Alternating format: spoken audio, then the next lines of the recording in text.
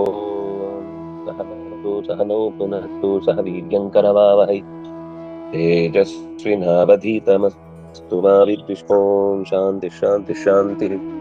ಪೂರ್ಣಮದಃ ಪೂರ್ಣಮಿದಂ ಪೂರ್ಣಾತ್ ಪೂರ್ಣಮುದಚ್ಯತೆ ಪೂರ್ಣಸ್ಯ ಪೂರ್ಣಮಾದಾಯ ಪೂರ್ಣಮೇವಾವಶಿಷ್ಯತೆ. ನಿತ್ಯಾನಿತ್ಯ ಜಗದ್ಧಾತ್ರೆ ನಿತ್ಯಾಯ ಜ್ಞಾನಮೂರ್ತಯೇ ಪೂರ್ಣಾನಂದಾಯ ಹರಯೇ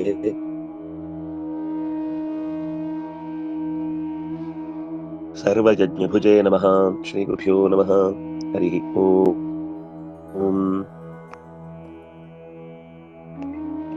ನಾವು ಇಂದಿನ ಪಾಠದಲ್ಲಿ ಹಲವು ಶ್ಲೋಕಗಳ ತನಕದ ವಿವರಣೆಯನ್ನ ನೋಡಿದ್ದೆವು.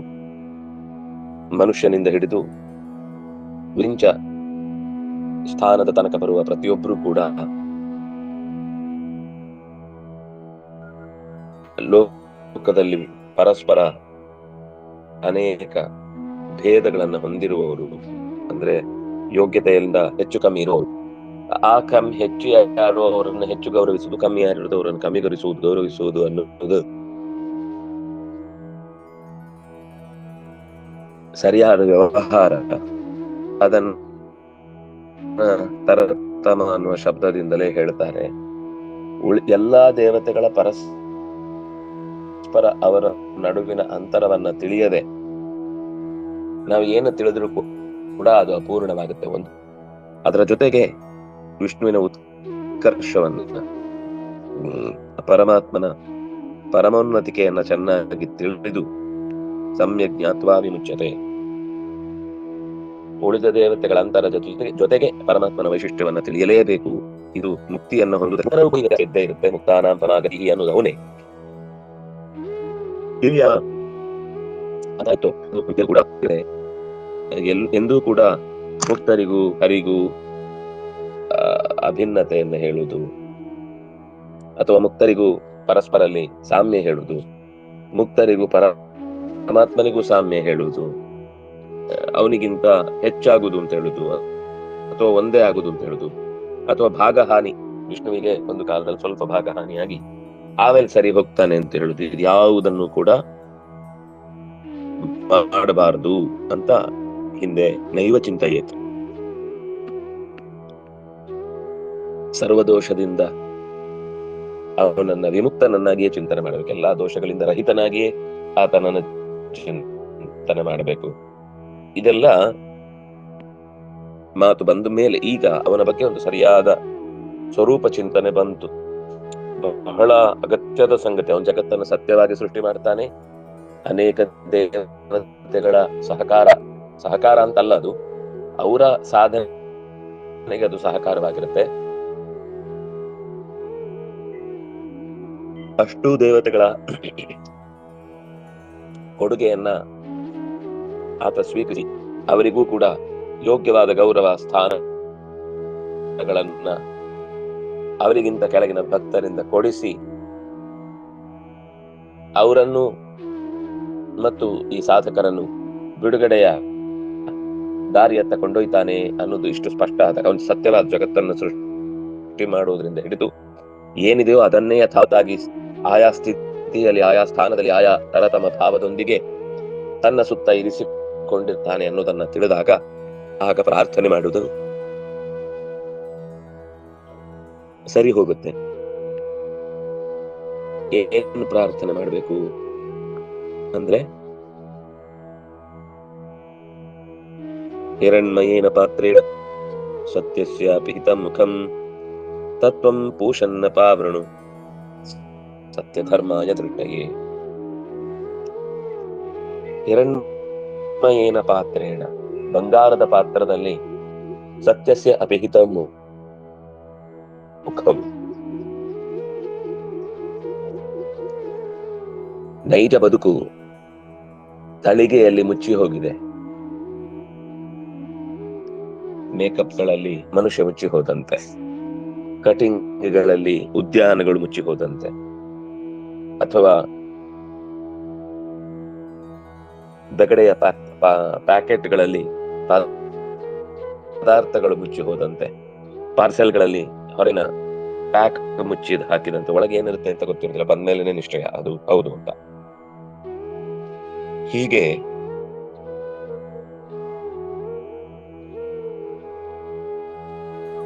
ಹಲವು ರೀತಿಯ ಬದುಕಿನ ಎದುರುಗಳು ನಮಗೆ ಈ ರೀತಿ ಕಾಣುವುದನ್ನು ನಾವು ನೋಡುತ್ತೇವೆ. ಹೊರಗಡೆ ಪಾತ್ರ ಬೇರೆ ರೀತಿ ಇದೆ,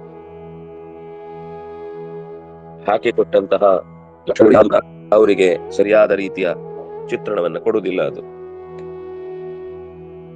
ಹಿರಣ್ಮಯ, ಬಂಗಾರದ ಮಯ ಅಂತ ಅನ್ನೋದು ಬಂಗಾರವೇ ಪಾತ್ರೆ ಆಗಿರುವುದು. ಈಗ ಲವಣಮಯ ಅಂದ್ರೆ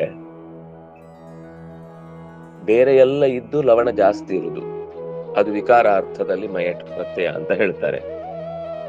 ಇಲ್ಲಿ ಮಯ ಅನ್ನೋದು ಪ್ರಾಚುರ್ಯ, ಅದೇ ಇರುವುದು, ಬೇರೆ ಏನಿಲ್ಲ.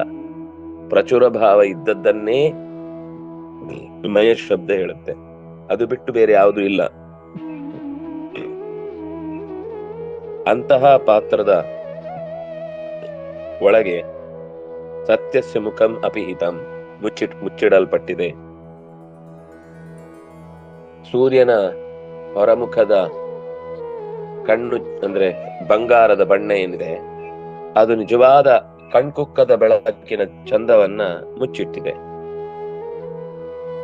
ತತ್ವಂ ಪೂಷನ್ ಅಪಾವೃಣು, ಓ ಭಗವದ್ ರೂಪವೇ, ಕಣ್ಣಿಗೆ ಕಾಣುವ ಪ್ರತ್ಯಕ್ಷ ದೇವತೆಯಾದ ಸೂರ್ಯನಲ್ಲಿ ನೀನು ಹೇಗೆ ತಣ್ಣಗೆ ನೆಲೆಸಿದ್ಯೋ, ಅಷ್ಟು ಉರಿಯ ವಾತಾವರಣವನ್ನು ಲೋಕಕ್ಕೆ ಸೃಷ್ಟಿ ಮಾಡಿದ್ರು ನೀನು ಅದರೊಳಗೆ ತಣ್ಣಗೆ ಇದ್ದಿ.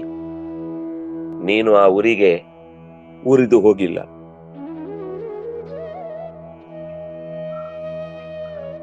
ಹಾಗೆ ನೋಡಿದ್ರೆ ಅದಕ್ಕಿಂತ ಹೆಚ್ಚು ಉರಿ ಇರ್ಬೇಕಾದವು ನೀನು, ಯಾಕೆಂದ್ರೆ ಅದಕ್ಕೆ ಬೇಕಿರುವ ಬಿಸಿಯನ್ನು ಕೊಟ್ಟವನು ನೀನೆ. ಅದು ನಿನ್ನ ತರ ಇದ್ದದ್ರಿಂದಲೇನೆ ಅದಕ್ಕೂ ಕೂಡ ಬಂದಿದೆ ಅಂತ ಅರ್ಥ. ಅದಕ್ಕೂ ಕೂಡ ಆ ಶಕ್ತಿ ಬಂದಿದೆ ಅಂತ ಅರ್ಥ, ಉರಿಯುವ ಶಕ್ತಿ ಬಂದಿದೆ ಅಂತ. ಆದ್ರೆ ಅದು ಅತ್ಯಂತ ತಣ್ಣಗಿದೆ. ಇದು ಭಗವಂತನ ವಿಶಿಷ್ಟವಾದ ಗುಣ. ಅದೇ ಸಮಯದಲ್ಲಿ ಅದು ತುಂಬಿಕೊಂಡಿದೆ, ಬೆಳಕಿನಿಂದ ತುಂಬಿದೆ, ಉಷ್ಣತೆಯಿಂದ ತುಂಬಿದೆ. ಆದರೆ ಆ ಬೆಳಕು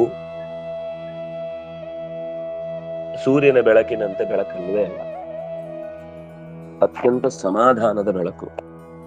ಇಂಥ ಬದುಕನ್ನ ಕಟ್ಟಿಕೊಳ್ಳಿಕ್ಕೆ ಮನುಷ್ಯ ಯಾಕೆ ಅರ್ಥ ಮಾಡಿಕೊಳ್ಳಿಕ್ಕೆ ಪ್ರಯತ್ನಿಸುವುದಿಲ್ಲ ಅಂತ ಋಷಿ ಗೋಗರ್ಧ ಅದರ ಸತ್ಯವನ್ನ ಹೊರಗಿಡ್ತಾನೆ. ಸತ್ಯಸ್ಯ ಅಪಿಹಿತಂ ಮುಖಂ, ನೀನೇ ಪೂಷನ್ ಅಪಾವೃಣು, ಆ ಸತ್ಯವಾದ ಬೆಳಕನ್ನ ನನಗೆ ತೆರೆದು ತೋರಿಸು. ತತ್ವಂ ಪೂಷನ್ ಅಪಾವೃಣು ಸತ್ಯ ಧರ್ಮಾಯ ದೃಷ್ಟಯೇ, ಸತ್ಯ ಧರ್ಮವನ್ನು ತಿಳಿಯುವುದಕ್ಕಾಗಿ. ಸತ್ಯ ಧರ್ಮ ಅಂತ ಅನ್ನೋದು ಭಗವಂತನದ್ದೇ ಒಂದು ಸ್ವರೂಪವೂ ಹೌದು. ಲೋಕದಲ್ಲಿ ನಾನು ಇನ್ನಷ್ಟು ಹೆಚ್ಚು ಪ್ರಾಮಾಣಿಕವಾಗಿ ಬದುಕಲಿಕ್ಕಾಗುತ್ತೆ ನಿನ್ನ ಸ್ವರೂಪವನ್ನ ಸರಿಯಾಗಿ ಅರಿತರೆ. ಧರ್ಮ ಇನ್ನಷ್ಟು ಹೆಚ್ಚು ಧರ್ಮಕ್ಕೋಸ್ಕರ ನಾನು ಬದುಕಲಿಕ್ಕಾಗುತ್ತೆ, ಸತ್ಯಕ್ಕೋಸ್ಕರ ಬದುಕಲಿಕ್ಕಾಗುತ್ತೆ. ನಿನ್ನ ಯಥಾಸ್ಥಿತಿಯನ್ನ ಅಂದ್ರೆ ಲೋಕದಲ್ಲಿ ಕೆಲವು ವಸ್ತುಗಳ ಯಥಾಸ್ಥಿತಿಯನ್ನ ಓದಿಕೊಂಡ್ರೆ, ಅರ್ಥ ಮಾಡಿಕೊಂಡ್ರೆ ಅದಿರುದೇ ಹಾಗೆ. ಅದರ ಮೇಲೆ ನಾವು ಏನೇ ಕಮೆಂಟ್ ಮಾಡಿದ್ರೆ ಅದು ಚೇಂಜ್ ಆಗಲ್ಲ, ಅಥವಾ ಅದಕ್ಕೆ ಯಾವುದೇ ರೀತಿಯ ವ್ಯತ್ಯಾಸಗಳಿಲ್ಲ ಅದರ ಗುಣಧರ್ಮಗಳಲ್ಲಿ. ನಾವೇನು ಅದರ ಜೀವನದ ವ್ಯತ್ಯಾಸವನ್ನು ನಮ್ಮ ಜೀವನದ ವ್ಯತ್ಯಾಸದಂತೆ ತಿಳಿದು ಅದನ್ನು ಬದಲಾಯಿಸ್ಲಿಕ್ಕೆ ಹೋಗ್ತೇವೆ. ಆದ್ರೆ ಅದು ಬೇಕಿಲ್ಲ ಅನ್ನೋದು ನಮಗೆ ಅರ್ಥ ಆಗುತ್ತೆ. ಹಾಗೆ ಸತ್ಯ ಮತ್ತು ಧರ್ಮವನ್ನ ತಿಳಿಯುವುದಕ್ಕಾಗಿ, ಸತ್ಯದ ನಡೆಯಲ್ಲಿ ಧರ್ಮದ ನಡೆಯಲ್ಲಿ ಬದುಕುವುದಕ್ಕಾಗಿ ನನಗೆ ನೀನು ನಿನ್ನನ್ನ ತೋರು, ನಿನ್ನ ನೈಜ ಸ್ವರೂಪವನ್ನ ಅರ್ಥೈಸು ಅಂತ ಕೇಳ್ತಾ ಇದ್ದಾರೆ. ಭಾಷ್ಯಕ್ಕೆ ಹೋಗೋಣ.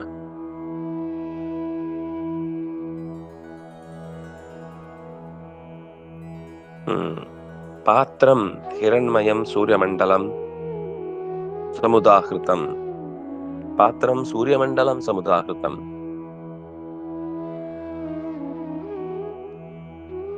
ಹಿರಣ್ಮಯವಾದ ತಳಿಗೆ ಅಂತ ಹೇಳ್ತೇವೆ, ತಟ್ಟೆ ಅಂತ ಹೇಳ್ಬೋದು. ಹೊರಗಿನ ಆವರಕ ಸೂರ್ಯ, ಅವನನ್ನ ಪಾತ್ರ ಅಂತ ಕರೀತಾರೆ. ವಿಷ್ಣೋ ಸತ್ಯಸ್ಯ ತೇನೈವ ಸರ್ವದಾ ಅಪಿಹಿತಂ ಮುಖಂ. ಸತ್ಯಸ್ಯ ವಿಷ್ಣೋ, ಸತ್ಯರೂಪನಾದ ಭಗವಂತನ ನೈಜ ಸ್ವರೂಪವನ್ನು ಸರ್ವದಾ ಯಾವಾಗಲೂ ಈ ಸೂರ್ಯ ತನ್ನೊಳಗೆ ಮುಚ್ಚಿಟ್ಟುಕೊಂಡಿದ್ದಾನೆ, ಬಚ್ಚಿಟ್ಟುಕೊಂಡಿದ್ದಾನೆ. ತೆರೆದು ತೋರಿಸುವುದಕ್ಕೆ ಹೊರಗಿನ ಪಾತ್ರೆ ಅಡ್ಡ. ತತ್ತು ಪೂರ್ಣತ್ವತಃ ಪೂಷಾ ವಿಷ್ಣುರ್ದರ್ಶಯತಿ ಸ್ವಯಂ ಸತ್ಯ ಧರ್ಮಾಯ ಭಕ್ತಾಯ ಪ್ರಧಾನ ಜ್ಞಾನ ಸಿದ್ಧಯೇ. ಈ ತತ್ತು ಪೂರ್ವತ್ವತಃ ಪೂಷಾ,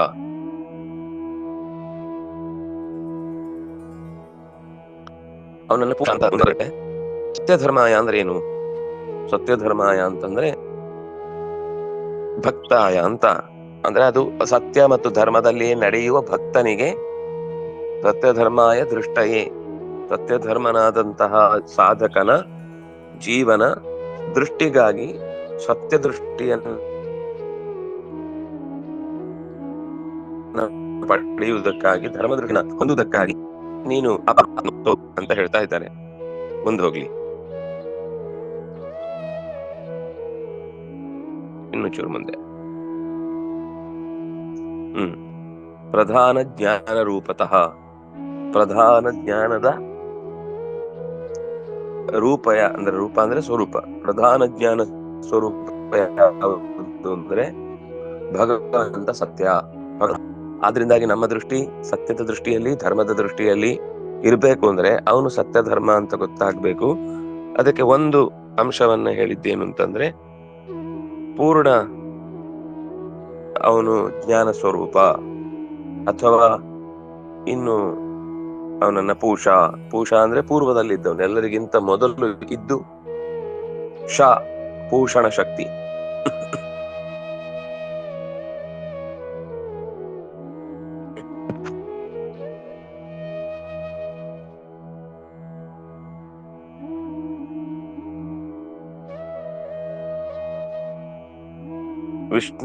ವಿಷ್ಣು ಏಕ ಋಷಿ ಜ್ಞೇಯ.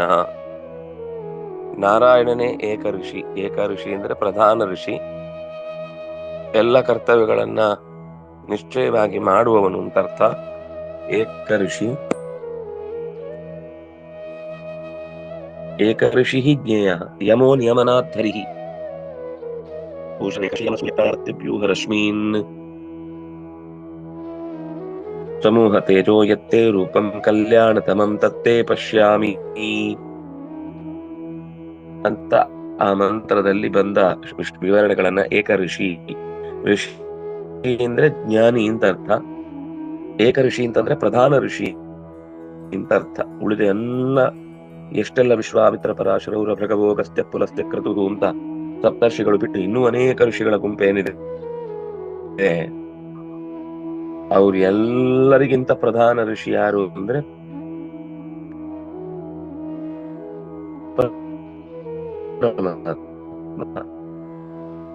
ವೇದವ್ಯಾಸ ಋಷಿ ಅಂತ ಇಟ್ಕೊಳ್ಬಹುದು, ಅಥವಾ ಹಯಗ್ರೀವ ಋಷಿ ಅಂತ ಇಟ್ಕೊಳ್ಬಹುದು. ಎಲ್ಲಾ ದೇವತೆಗಳ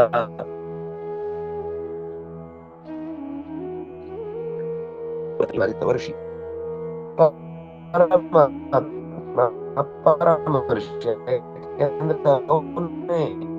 ಆ ಎಲ್ಲಾ ಗುಣಗಳಿಂದ ಕೂಡಿದವನು ಪೂರ್ವದಲ್ಲೇ ಇದ್ದು ಪೂರ್ಣ. ಈ ದೋಷ ದೂರತ್ವ ಹೇಳಲಿಕ್ಕೆ ಅವನ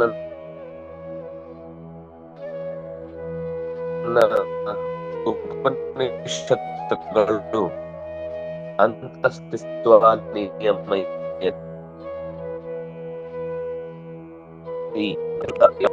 ಬರುತ್ತೆ. ಅದನ್ನ ತಗೊಂಡು ಬ್ರಹ್ಮಸೂತ್ರವು ಕೂಡ ಭಾಷ್ಯದಲ್ಲಿ ಮತ್ತು ಅನುವ್ಯಾಖ್ಯಾನದಲ್ಲಿ ಎರಡೂ ಕಡೆ ಅದರ ವಿವರಣೆಯನ್ನು ಕೊಡ್ತಾರೆ. ಯಮಯತಿ ಅಥವಾ ನಿಯಮಯತಿ, ಕೃಷ್ಣನು ಕೂಡ ಯಮ ಸಂಯಮತಾಮಹಂ ಅಂತ ಹೇಳ್ತಾನೆ. ನಾವ್ ಅನ್ಕೊಂಡದ್ದು ಯಮ ಅಂದ್ರೆ ಈ ಯಮ ಮಾತ್ರ.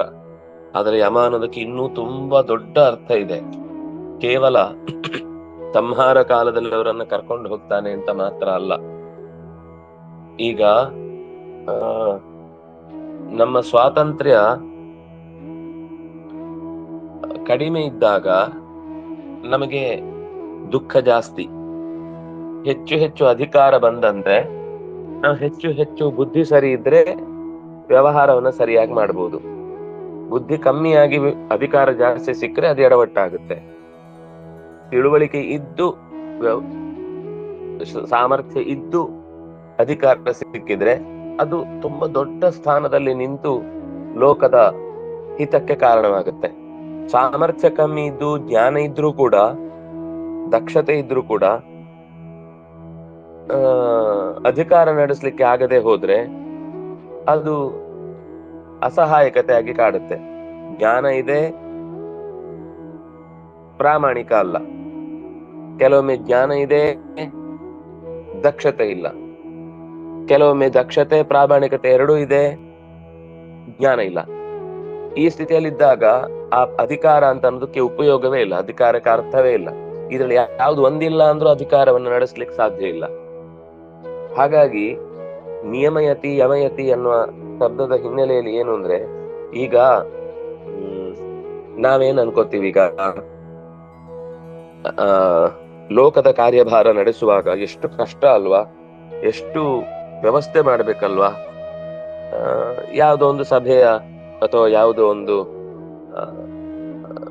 ಸಂಘದ ಅಧ್ಯಕ್ಷನೋ ಅಥವಾ ಪಾರ್ಟಿಯ ಅಧ್ಯಕ್ಷನೋ ಇರ್ತಾನೆ.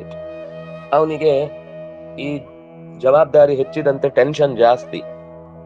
ಹೀಗೆ ಅಂತಸ್ತತ್ವ ಅನ್ನೋದು ದೇವರ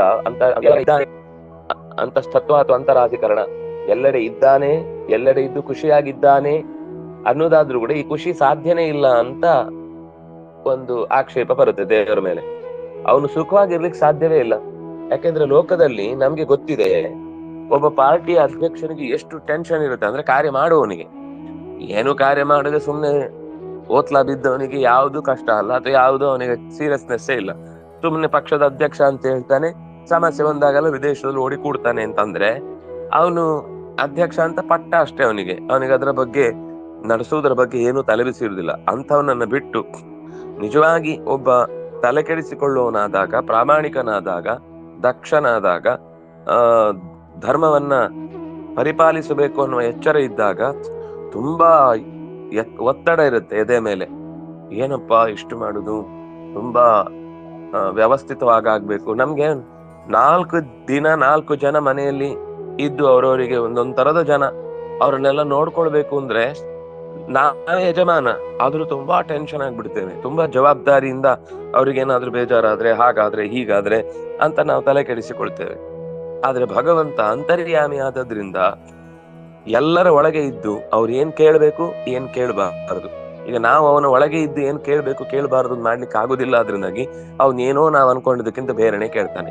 ಯಾಕಂದ್ರೆ ನಮ್ಗೆ ಒಂದು ಕರ್ಮದ ಲೇಪ ಇದೆ, ನಮ್ಗೊಂದು ಪೂರ್ವದಲ್ಲಿ ಅವನಿಗೆ ಮಾಡಿದ ತೊಂದರೆಯ ಫಲವನ್ನು ಅನುಭವಿಸ್ಲಿಕ್ಕೆ ಬಾಕಿ ಇದೆ. ಹಾಗಾಗಿ ಅವನು ನಾವೇನ್ ಅನ್ಕೋತೀವೋ ಅದಕ್ಕೆ ವಿರುದ್ಧವಾಗಿ ಮಾಡ್ತಾನೆ.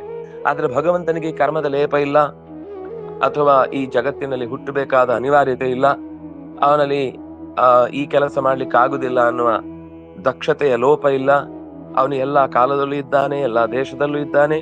ಏನ್ ಗುಣ ಬೇಕು, ಒಳಗಿನಿಂದಲೇ ನಿಂತು ಎಲ್ಲರನ್ನು ನಿಯಮನ ಮಾಡ್ತಾನೆ. ಅದರಿಂದಾಗಿ ಅವನಿಗೆ ಅಲ್ಲಿಂದಲೇ ಆ ಸಾಮರ್ಥ್ಯ, ಸ್ವಿಚ್ ಆನ್ ಮಾಡುದು, ಸ್ವಿಚ್ ಆಫ್ ಮಾಡುದು, ಒಂದು ಇಷ್ಟರಲ್ಲೇ ಎಲ್ಲ ಕೆಲಸ ನಡೆಯುತ್ತೆ. ಆದ್ರಿಂದಾಗಿ ಅವನು ಯಮ ಅಂದ್ರೆ ಇದು ಎಷ್ಟು ದೊಡ್ಡ ಗುಣ ಅಂತ ಒಮ್ಮೆ ಯೋಚನೆ ಮಾಡಿ. ಈ ಶಬ್ದದಲ್ಲಿ ಯಮ ಅಂತ ಅನ್ನೋದು ಅತ್ಯಂತ ಅದ್ಭುತವಾದ ಭಗವಂತನ ಸಾಮರ್ಥ್ಯ. ಅದು ಎಲ್ಲರಲ್ಲೂ ನಿಂತು ಹೇಗೆ, ಅದರಿಂದಾಗಿ ಅವನಿಗೆ ವಿರೋಧವಾಗುವ ಹಾಗೆ ಯಾರು ನಡಿಲಿಕ್ಕೆ ಸಾಧ್ಯ ಇಲ್ಲ. ಭಗವಂತನನ್ನು ವಿರೋಧಿಸುವ ಶಕ್ತಿ, ಯಾಕಂದ್ರೆ ಅದಕ್ಕಿಂತ ಅರ್ಹತೆ, ಅದಕ್ಕಿಂತ ಯೋಗ್ಯತೆ, ಅದಕ್ಕಿಂತ ಸಾಮರ್ಥ್ಯ ಭಗವಂತನಲ್ಲೇ ಹೆಚ್ಚಿರುವುದರಿಂದ. ಹೆಚ್ಚು ಅಂದ್ರೆ ಏನು, ಅವನ ಇಡೀ ಜೀವದ ಸ್ವಭಾವ, ಜೀವದ ಕರ್ಮ, ಜೀವದ ಯೋಗ್ಯತೆ, ಜೀವದ ಎಲ್ಲಾ ರೀತಿಯ ಕಾಲದ ಅಸ್ತಿತ್ವ, ಅವನು ಎಷ್ಟು ವರ್ಷ ಬದುಕ್ಬೇಕು ಅಂತ ಅನ್ನೋದಕ್ಕೋಸ್ಕರ ಅವನೇ ಅವರಲ್ಲಿ ನಿಂತು 100 ವರ್ಷ ಬದುಕ್ತಾನೆ. ಅವನ 100 ವರ್ಷ ಅಲ್ಲ, ಅದು ಇವನ 100 ವರ್ಷಕ್ಕೋಸ್ಕರ ಅವನು ಅಲ್ಲಿ 100 ವರ್ಷ ಇರ್ತಾನೆ. ಹೀಗೆ ಇಡೀ ಜಗತ್ತಿನ ಎಲ್ಲ ಜೀವರಾಶಿಗಳ, ಎಲ್ಲ ಜಡ ಪದಾರ್ಥಗಳ ಒಳಗೆ ನಿಂತು ಯಮಯತಿ, ಅದರಿಂದಾಗ ಅವನು ಯಮ. ಓ ಯಮನೇ ಪೂಷನ್ ಅಂತ ಮೊದಲು ಹೇಳಿದ್ರು, ಎಲ್ಲಕ್ಕಿಂತ ಮೊದಲಿದ್ದವ. ಆಮೇಲೆ ಎಲ್ಲವನ್ನು ತಿಳಿದು ನಿಂತವ, ಎಲ್ಲರಿಗಿಂತ ಹೆಚ್ಚು ತಿಳಿದವ, ಪ್ರಧಾನ ತಿಳುವಳಿಕೆಯಲ್ಲಿ ಪ್ರಧಾನ ವ್ಯಕ್ತಿ. ಅವನಷ್ಟು ತಿಳಿವು ಯಾರಿಗೂ ಇಲ್ಲ. ಎಲ್ಲವೂ ತಿಳಿದಿದ್ದಾನೆ ಅಷ್ಟೇ ಅಲ್ಲ, ಆ ತಿಳಿದ ವಿಷಯದಲ್ಲಿ ನಿಯಂತ್ರಣ ಶಕ್ತಿ ಇದೆ ಅವನಿಗೆ. ಅಂತಸ್ತಿತ್ವ ಯಮಯತಿ, ಆದ್ರಿಂದಾಗ ಅವನಿಗೆ ಅಂತರ್ಯಾಮಿ ಅಂತ ಹೆಸರು. ಯಮ ಶಬ್ದದ ಅರ್ಥ ಅಂತರ್ಯಾಮಿ ಅಂತ ಅರ್ಥ. ಅಂತಸ್ತಿತ್ವ ನಿಯಮಯತಿ ಅಂದ್ರೆ ವಿವಿಧ ರೀತಿಯಲ್ಲಿ ನಿತರಾಮ್. ಯಾವ್ದೋ ಒಂದು ಅರ್ಧ ಗಂಟೆ ಮಾತ್ರ ವ್ಯವಸ್ಥೆ ಆಯ್ತು, ಆಮೇಲೆ ಯಾಕೋ ಕರೆಂಟ್ ಹೋಯ್ತು, ಮುಂದೆ ನಡೆಸ್ಲಿಕ್ಕೆ ಆಗ್ಲಿಲ್ಲ. ಅವನ ಸ್ವಂತ ಜನರೇಟರ್ ಇದೆ, ಸ್ವಂತ ವಿವೇಕ ಇದೆ, ಸ್ವಂತ ಪ್ರಚೋದಕ ಶಕ್ತಿ ಇದೆ. ತತ್ತತ್ ಶಕ್ತಿ ಪ್ರಬೋಧಯನ್, ಆಯಾ ಶಕ್ತಿಯನ್ನ ಪ್ರಬೋಧಗೊಳಿಸಿ ಆಯಾ ಜೀವರಾಶಿಗಳನ್ನ ಅಂದ್ರೆ ಆದ್ರಿಂದಾಗಿ ಅವನು ಸುಖವಾಗಿದ್ದಾನೆ. ಈ ಪ್ರಶ್ನೆ ಬಂದದ್ದೇನು? ದೇವರು ಸುಖವಾಗಿಲ್ಲ. ಯಾಕೆಂದ್ರೆ ಲೋಕದಲ್ಲಿ ಅಧಿಕಾರ ಜಾಸ್ತಿ ಆದಷ್ಟು ಟೆನ್ಷನ್ ಜಾಸ್ತಿ ಆಗಿ ವ್ಯವಸ್ಥೆ ಮಾಡ್ಲಿಕ್ಕೆ ಆಗದೆ ಒದ್ದಾಟ ಪಡುವುದನ್ನ ನಾವು ನೋಡ್ತೇವೆ. ಪ್ರಿನ್ಸಿಪಾಲಿಗೆ ಟೆನ್ಷನ್ ಜಾಸ್ತಿ, ಅಧ್ಯಾಪಕರಿಗಲ್ಲ. ಅಧ್ಯಾಪಕರಿಗೆ ಟೆನ್ಷನ್ ಜಾಸ್ತಿ, ಮಕ್ಕಳಿಗಲ್ಲ. ಮಕ್ಕಳಿಗಲ್ಲ ಅಂದ್ರೆ ಅವ್ರದ್ದು ಓದೋ ಟೆನ್ಷನ್ ಇದೆ, ಆದ್ರೆ ಆ ಪರೀಕ್ಷೆ ಮಾಡುವಾಗ ಅದ್ರಲ್ಲಿ ತಪ್ಪಾಗದೆ ಇರುವ ಹಾಗೆ ನೋಡ್ಕೊಳ್ಳುದು, ಕರೆಕ್ಷನ್ ಸರಿಯಾಗಿ ಆಗುದು, ಬೇರೆನೆ ಟೆನ್ಷನ್ ಒಂದಿದೆ. ಮಕ್ಕಳಿಗೆ ಓದುದು ಒಂದು ಮೊದ್ಲಿಂದ ಮಾಡಿದ್ರೆ ಅದು ಟೆನ್ಷನ್ ಅಲ್ಲ. ಇವರಿಗೆ ಹಾಗೇನಿಲ್ಲ, ಮೊದ್ಲೇ ರೆಡಿ ಮಾಡಿ ಇಡ್ಲಿಕ್ಕೆ ಆಗುದಿಲ್ಲ. ಪಾಠ ಸಿಲೆಬಸ್ ಎಷ್ಟಾಗಿದೆ ಅಷ್ಟು ನೋಡ್ಕೊಂಡು ಅದಕ್ಕೆ ಸರಿಯಾಗಿ ಕೊನೆಯ ಮೂಮೆಂಟ್ ಅಲ್ಲಿ ಮತ್ತೆ ಅದನ್ನೆಲ್ಲ ಅವನ್ ಪಾಠ ಮಾಡಿದ್ದನ್ನು ಸಾರಿ ಮಾಡಿಲ್ಲ, ಅದಕ್ಕಿಂತ ಮೇಲೆ ಕೇಳೋರು ಇರ್ತಾರಲ್ಲ, ಅವನ ರಿಸಲ್ಟ್ ನೋಡುವಾಗ ಪೇರೆಂಟ್ಸು ಹೇಳ್ಬೋದು. ಶಾಲೆಯೂ ಕೂಡ ಸಮಾಜದಲ್ಲಿ ಗಟ್ಟಿ ನಿಲ್ಬೇಕು ಅಂತಂದ್ರೆ ಒಳ್ಳೆ ಅಧ್ಯಾಪಕರ ತಂಡ ಇದೆ ಅಂತ ಹೇಳ್ಕೊಳ್ಬೇಕು. ಅದೇ ಇಲ್ಲದೆ ಎಲ್ಲ ಫೇಲ್ ಆಗಿ ಕೂತ್ರೆ ಶಾಲೆ ಮುಚ್ಚಬೇಕಾದ ಪ್ರಸನ್ನ, ನಾಳೆ ಊಟಕ್ಕೆ ತತ್ವಾರು. ಆದ್ರಿಂದ ಎಲ್ಲರೂ ಕೂಡ ಒಂದೊಂದು ರೀತಿಯ ನೆಮ್ಮದಿ ಕೆಡುವ ಬದುಕನ್ನೇ ಮಾಡುತ್ತಿರ್ತಾರೆ, ಆ ರೀತಿಯಾಗಿ ಬದುಕ್ತಾ ಇರ್ತಾರೆ. ಇದು ಭಗವಂತನಿಗೆ ಇಲ್ಲ. ಯಮ, ಅವನು ಯಮ. ಆದ್ರೆ ಒಂದು ಭಾಗ ಮಾತ್ರ, ಸಾವನ್ನು ಮಾತ್ರ ನಿಯಮನ ಮಾಡುವ ಶಕ್ತಿ. ಅವು ಬೇಗನೂ ಮಾಡಲ್ಲ, ತಡನೂ ಮಾಡಲ್ಲ. ಯಾಕಂದ್ರೆ ಅವನ ಹಿಂದಿನ ಮುಂದಿನ ಎಲ್ಲ ಅಂಶಗಳು ಗೊತ್ತಿರಬೇಕು ಅಂತ ಸಂಹಾರ ಶಕ್ತಿಯಾಗಿ ಶಿವ ಕೊನೆಯ ವ್ಯವಸ್ಥೆಯನ್ನ ಪ್ರಧಾನವಾಗಿ ಅಷ್ಟೂ ವಸ್ತುಗಳನ್ನು ಒಟ್ಟಿಗೆ ಮಾಡುವವನಾದ್ರೆ ಅವರವರ ಯೋಗ್ಯತೆಗೆ ಕಾಲಕ್ಕೆ ತಕ್ಕಂತೆ ಅಲ್ಲಲ್ಲಿಂದ ಅವರನ್ನ ವಿಭಾಗಗೊಳಿಸಿ ಅವರಿಗೆ ಕೊಡ್ಬೇಕಾದ ಶಿಕ್ಷೆಯ ವ್ಯವಸ್ಥೆಯನ್ನು ಮಾಡ್ತಾನೆ. ಅದರಿಂದಾಗಿ ಯಮನು ಕೂಡ ಒಂದು ಭಾಗದ ನಿಯಾಮಕ ಶಕ್ತಿಯಾಗಿ ನಿಂತಿದ್ದಾನೆ. ಅದರಿಂದ ಅವನಿಗೆ ಯಮ ಅಂತ ಹೆಸರು ಬಂತು. ಅದು ನಿಜವಾಗಿ ಯಮ ಭಗವಂತ ಅನ್ನೋದನ್ನ ಹೇಳಿದ್ರು. ಯಮೋ ನಿಯಮನಾಥ್ ಹರಿಹಿ ಹರತಿ, ಅದು ಆಹರತಿ, ಸಂಹರತಿ, ವಿಹರತಿ, ಪ್ರಹರತಿ, ಉದ್ಧರತಿ, ನಿಮ್ಗೆ ಏನೇನು ಹರತಿಗೆ ಪ್ರತ್ಯಯಗಳು ಬರುತ್ತೋ ಅದು ಎಲ್ಲವೂ ಅವನೇ ಆದದ್ರಿಂದ ಅವನು ಯಮ. ಸೂರ್ಯ ಸ ಸೂರಿಗಮ್ಯತ್ವಾತ್ ಸೂರ್ಯ, ಸೂರ್ಯಗಳಿಂದ ತಿಳಿಯಲ್ಪಡುವವ ಏನು ಅಂತ ಗಾಯತ್ರಿ ಅಧಿಕರಣದಲ್ಲಿ ಆ ಮಾತು ಬರುತ್ತೆ. ಭಗವಂತ ತ್ರಾಯತೆ, ಯಾರು ಗಾನ ಮಾಡಿದವನನ್ನು ತ್ರಾಣ ಮಾಡ್ತಾನೋ, ಪ್ರಾರ್ಥನೆ ಮಾಡಿದವನನ್ನ ತಿಳಿದು ಉದ್ಧರಿಸ್ತಾನೋ ಅವನು ಸೂರ್ಯ. ಅದಕ್ಕೆ ಸೂರಿಗಮ್ಯ ಅಂತ ಹೇಳಿದ್ದು. ಸೂರಿಭಿಹಿ ಗಮ್ಯ ಸೂರಿಗಮ್ಯ ಸೂರ್ಯ ಅಂದ್ರೆ ಜ್ಞಾನಿಗಳಿಗೂ ತಿಳಿದಿದೆ ಅಲ್ವಾ. ಅಂದ್ರೆ ಜ್ಞಾನಿಗಳಿಗೆ ಹಿರಣ್ಮಯನ ಪಾತ್ರ ಮಾತ್ರ ತಿಳಿದಿದ್ದು, ಅವನಿಗೆ ಸರಿಯಾದ ರೀತಿಯ ಸೂರ್ಯನ ಪರಿಚಯ ಇಲ್ಲ. ಲೋಕದಲ್ಲಿ ಎಲ್ಲರೂ ತಿಳ್ಕೊಂಡ ಹಾಗೆ ಪರಿಚಯ ಇದೆ, ಆದ್ರೆ ಎಲ್ಲರೂ ತಿಳ್ಕೊಂಡ ಹಾಗಿದ್ದಿದ್ರೆ ಈಗ ಹಿರಣ್ಮಯನ ಪಾತ್ರಿನ ಸತ್ಯ ಸಹಿತ ಮುಖಂ ಅಂತ ಯಾಕೆ ಹೇಳ್ತಿದ್ದ? ಅದು ಸಾಮಾನ್ಯ ಮುಖ. ಸೂರ್ಯ ಅನ್ನೋದಕ್ಕೆ ನಿಜವಾದ ಒಂದು ಮುಖ ಇದೆ, ಅದು ಸೂರ್ಯಗಳಿಗೆ ಮಾತ್ರ ಗಮ್ಯ.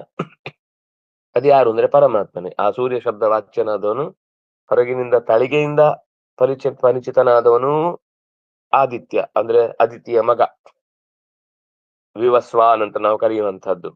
ಅಥವಾ ಲೋಕಕ್ಕೆ ಮಳೆ ಬೆಳೆ ಇತ್ಯಾದಿಗಳೆಲ್ಲ ಆಗ್ಲಿಕ್ಕೆ ಹೊರಮುಖವಾಗಿ ಒಂದು ಜಡವಾದ ಮಂಡಲಕ್ಕೆ ಒಡೆಯನಾಗಿರುವಂತವನನ್ನ ಅಂದ್ರೆ ಮೇಲ್ವಿಚಾರಕ ಅಂತ ಅವನನ್ನ ನಿಲ್ಲಿಸಿರುವುದನ್ನ ನಾವು ಸೂರ್ಯ ಅಂತ ಕರಿತೇವೆ. ಆದ್ರೆ ಆ ಮೇಲ್ವಿಚಾರಕನನ್ನೂ ಕೂಡ ನಿಯಮಿಸುವಂತಹ ಶಕ್ತಿಯನ್ನ ಸಾಮಾನ್ಯ ಜನ ತಿಳಿದಿಲ್ಲ. ಸೂರಿಗಮ್ಯ, ಸೂರಿಗಳು ಅಂತಂದ್ರೆ ಸುಷ್ಟು ಉರರಿ ಕ್ರಿಯತೆ ಏಭಿಃ, ಸುಷ್ಟು ಉರರಿ ಕುರುವಂತಿ. ಏನು ಸರಿಯೋ ಅದನ್ನು ಮಾತ್ರ ಒಪ್ಪಿಕೊಳ್ತಾರೆ. ಏನು ಸರಿಯೋ ಅದನ್ನು ಒಪ್ಪಿಕೊಳ್ತಾರೆ. ಎರಡಿದೆ. ಕೆಲವರು ಒಪ್ಕೊಳ್ತಾರೆ, ಬೇಕಾದ್ ಮಾತ್ರ ಒಪ್ಕೋತಾರೆ. ತಮ್ಮ ನಿರ್ಧಾರಕ್ಕೆ ಬದಲಿರುವಂತದ್ದಾದ್ರೆ ಅದನ್ನು ಒಪ್ಕೊಳ್ಳಿಕ್ ಹೋಗುದಿಲ್ಲ. ಹಾಗಲ್ಲ, ಇವರು ಯಾವುದು ಪ್ರಾಮಾಣಿಕವೋ ಒಪ್ಪಿಕೊಳ್ತಾರೆ ಮತ್ತು ಒಪ್ಪಿಕೊಳ್ತಾರೆ ಅಂತವರು ಸೂರಿಗಳು. ಅವರಿಂದ ಗಮ್ಯ. ಅವರು ಹಾಗೆಲ್ಲ ಅರ್ಧಮರ್ಧ ತಿಳಿದು ಭಗವಂತನನ್ನ ತಪ್ಪಾಗಿ ಆಲೋಚನೆ ಮಾಡುದಿಲ್ಲ.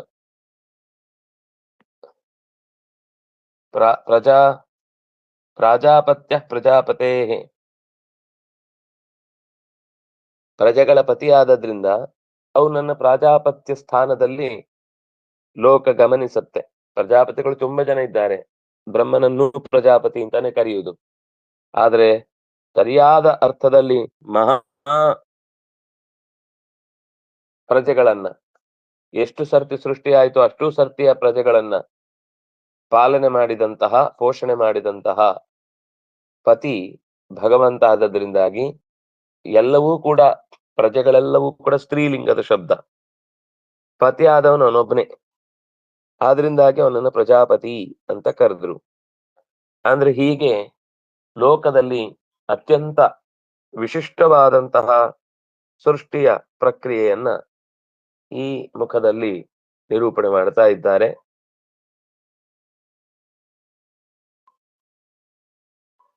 ಇನ್ನು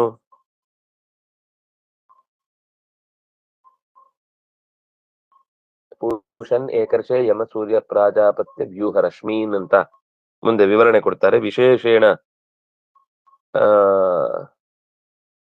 ಗಮ್ಯ ಅನ್ನುವ ದೃಷ್ಟಿಯಿಂದ ಮತ್ತೆ ಮುಂದೆ ಆ ಮಾತುಗಳು ಬಂದಿವೆ. ಮತ್ತೆ ಅದನ್ನ ಮುಂದಿನ ಅಭ್ಯಾಸದಲ್ಲಿ ಅನುಸಂಧಾನ ಮಾಡೋಣ ಅಂತ ಹೇಳ್ತಾ, ಕಾಯೇನ ವಾಚಾ ಮನಸೇಂದ್ರಿಯರ್ವಾ ಬುದ್ಧ್ಯಾತ್ಮನಾ ವಾ ಅನುಸೃತ ಸ್ವಭಾವಃ ಕರೋಮಿ ಯದ್ಯತ್ ಸಕಲಂ ಪರಸ್ಮೈ ನಾರಾಯಣಾಯೇತಿ ಸಮರ್ಪಯಾಮಿ. ಶ್ರೀಕೃಷ್ಣಾರ್ಪಣಮಸ್ತು.